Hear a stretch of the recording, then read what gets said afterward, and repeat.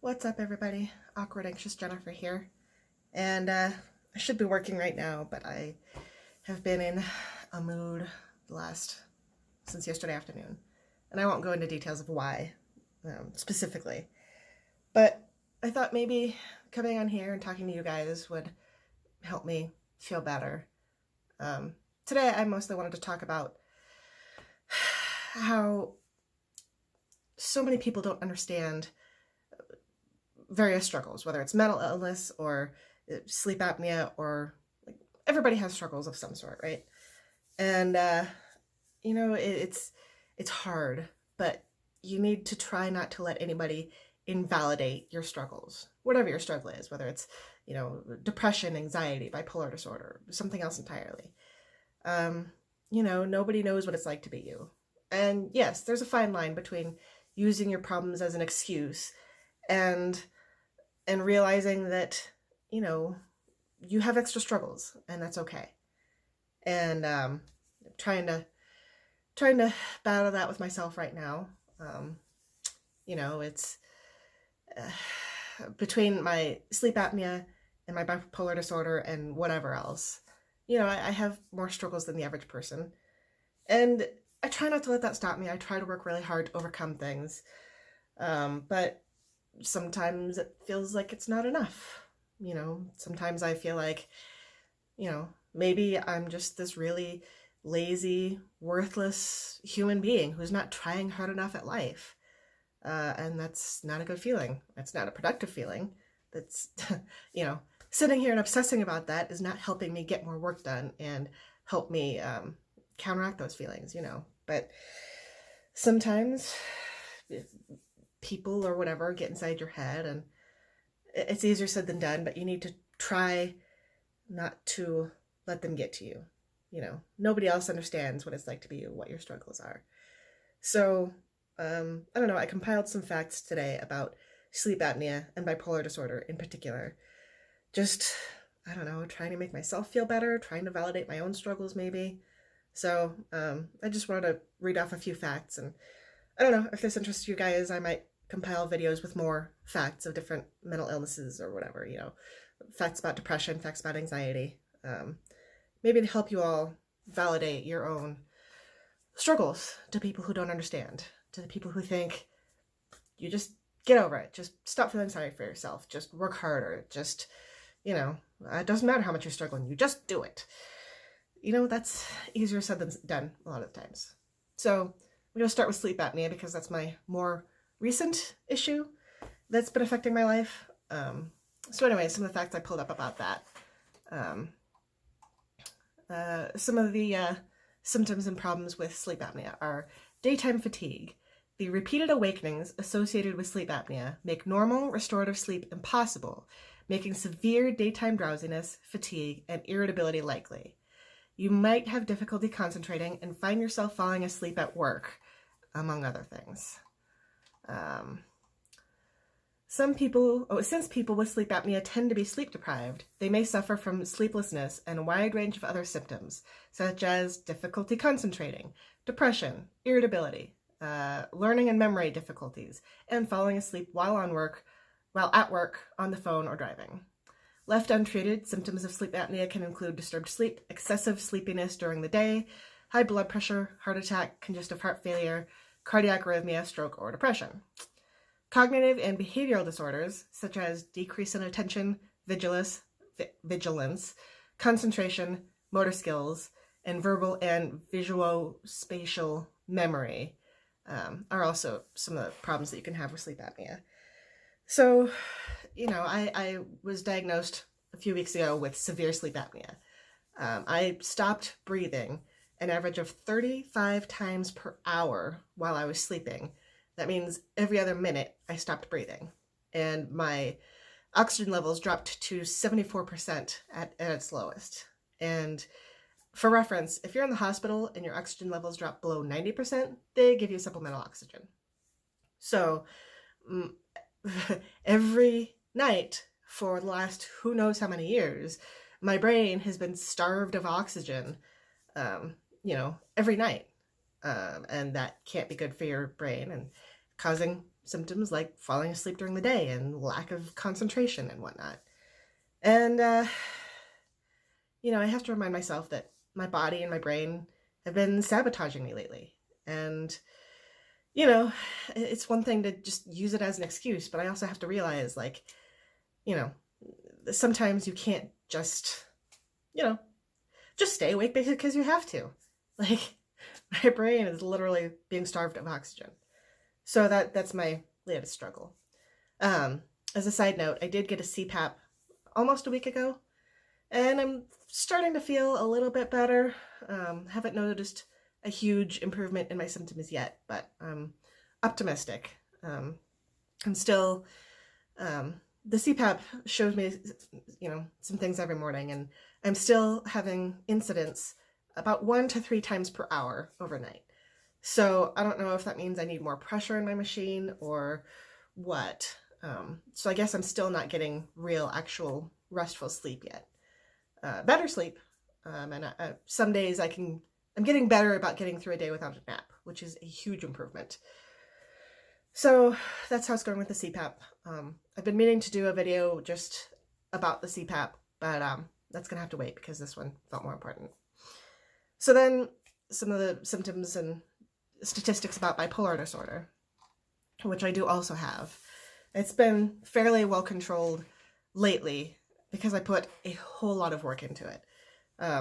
People on the outside probably just see the improvements that I've made. Oh, she's taking her medication, she's in therapy, she's doing better than she was, so the bipolar disorder probably doesn't affect her at all. Well, the fact is, I don't talk about this very much, but it is a constant struggle.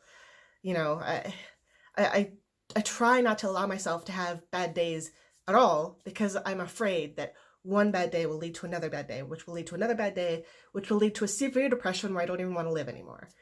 And I don't know that it's healthy to try so hard to be positive all the time. Like, that in and of itself is exhausting. So, I'm terrified of being depressed again. And I never know when my next hypomanic episode might happen. And it's so much work to stay stable. And I don't think people outside understand that. I think they just see that, well, she's doing better than she has been, so she should be doing better than she is, or something. Because I still have struggles that I believe are either directly or indirectly related to my bipolar disorder, but other people might perceive as me just not working hard enough, being lazy, just not making good decisions. But I believe those things are tied into the bipolar disorder and or sleep apnea. So here are some statistics about bipolar disorder. Bipolar disorder is the 6th leading cause of disability in the world. That's right. A lot of people with bipolar disorder can't function well enough to maintain a job and take care of themselves. While I struggle with money from time to time, I've at least been able to remain employed. And right now I'm self-employed. And yeah, sometimes I struggle with that more than other times, but I've managed to live alone for most of my adult life and take care of myself and more or less pay my bills and stay employed. And so the fact that I don't consider myself disabled. I'm not on, disability income or whatever. That's a big deal. Now, this statistic seems, I didn't research what study this came from, but I thought it was interesting that even one study showed this. An estimated 82.9% of people with bipolar disorder had serious impairment, the highest percent serious impairment among mood disorders.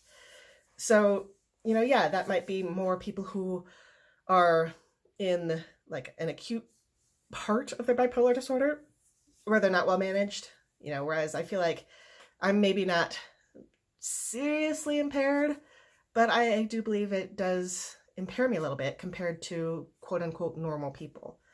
So there's that. Here's one thing. As many as 1 in 5 people with bipolar disorder commit suicide. Now, luckily, I've never quite been suicidal, even in my worst times, but there were definitely a lot of times I did not want to live. I didn't know why I was born. I hated the fact that I was born. I wanted to die. Even as young as 11 or 12 years old, I would look at the red light on the smoke detector in my bedroom and wish that my house would burn up and kill me in the night. So while I've never actively wanted to kill myself, it's not hard to picture taking that extra step from wanting to die to wanting to kill myself. Now, luckily, I haven't felt those feelings in a few years, but there's always that possibility. I could always get hit with that severe depression that I don't see coming, or don't stop in time, or a medication change doesn't work, or whatever. You know, that potential is always right around the corner. And as a side note, I hope you guys can't see how much I'm spitting while I talk. That's gross. So those were bipolar disorder results in a 9.2-year reduction in expected lifespan, due in large part to the high incidence of suicide among people with bipolar disorder. So those are just some of the details of some of my struggles. I also think I might have high-functioning autism. I haven't been diagnosed yet, so that's just a theory. So I didn't include any statistics on that. But that, I believe, could really impair, my functioning. I believe I probably have ADD also. Now that can be related to the bipolar disorder and autism if I have it. And it might even be caused a little bit by my sleep apnea. If my brain's not getting enough oxygen to properly function, then, it literally says, like difficulty concentrating. Yeah, difficulty concentrating, learning and memory difficulties. Those are symptoms of sleep apnea. So, I don't know the point of this video. Trying to justify my struggles, I guess, to the world. Try to remind myself that I shouldn't let other people's expectations of me affect me so much, I guess. I know I'm doing the best I can. What more can I do besides my best? I'm constantly striving to do better. I know what my weaknesses are. I'm in therapy pretty much every week. More so every other week lately because my therapist has been busy, but generally every week, actively trying to improve on the things that I struggle with. I needed to say this to myself today. I am working so hard to be the best I can be, constantly try to improve, constantly try to fix the things that I struggle with. And I shouldn't let other people make me feel like my best isn't good enough. My best is my best, and it is what it is. So, I don't know, hopefully some of you maybe take something from this, and, it's so easy to let other people affect your mental health, make you feel like your struggles aren't valid. And I want to tell you, your struggles are valid. They're valid no matter what your struggles are, whether it's mental health, physical health, whatever. Your struggles are valid.